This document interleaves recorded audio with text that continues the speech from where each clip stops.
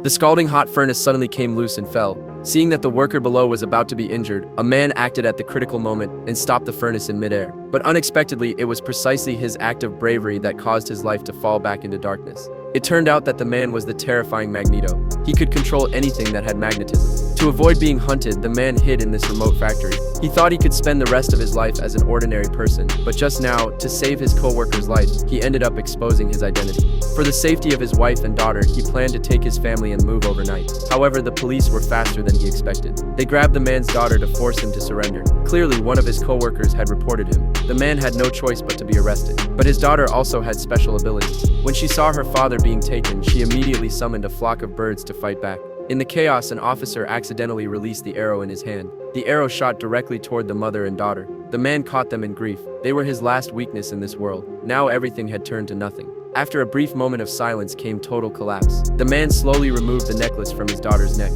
The moment he let go, the necklace flew out like a sword in his hand. All the officers present didn't even have time to react before they all fell to the ground. The man didn't understand why his good deed had cost him the most brutal price of his life. After he buried his wife and daughter, the first thing he did was to return to the factory. You want to know my powers? Know who I am? My name isn't Henrik. His co-workers were all scared stiff. They already sensed their fate, but they didn't know whether at the final moment they would regret the choice they had made.